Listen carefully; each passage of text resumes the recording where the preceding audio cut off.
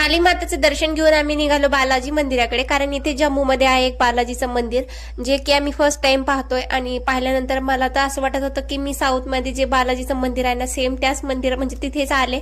पण एवढंच आहे की इथे गर्दी एवढी नव्हती, म्हणजे होती पण लिमिटेड होती.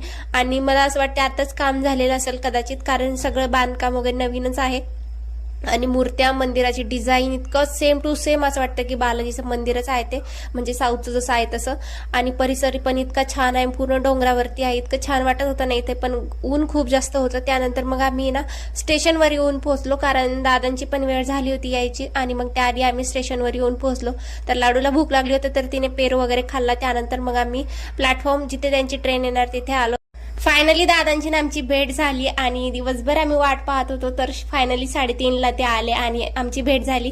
आणि खरं तर मला लाडूची एक्साइटमेंट पाहायची होती, पण तिचं थोडं उलटच झालं. म्हणजे ती अगोदर जेवढी एक्साइटेड होती, जेवढं तिने काकाला म्हणजे भेटण्यासाठी रडत होती, तेवढं भेटल्यानंतर माहित नाही तिला काय झालं, ती कन्फ्यूज झाली. आणि त्यानंतर थोड्याशा गप्पा वगैरे मारलं, त्यानंतर ती थोडी क्लोज झाली, म्हणजे तिने ओळखलं त्यांना.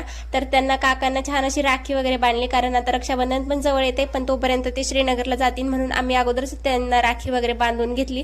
त्यानंतर तिला काकाने, लाडूने पहिल्यांदाच तिच्या काकाला राखी बांधली, आणि काकाने तिला एवढे सगळे पैसे दिले खाऊ घेण्यासाठी. हे पाहून ती खूप खुश झाली.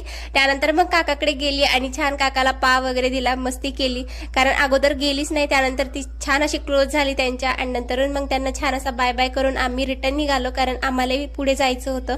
तर आम्ही त्यांना बाय बाय करून परतीच्या प्रवासाला निघालो. चला तर व्हिडिओ कसा वाटला कमेंट करून नक्की सांगा, आणि आवडला असेल तर सबस्क्राईब करायला विसरू नका. चला भेटूया उद्या.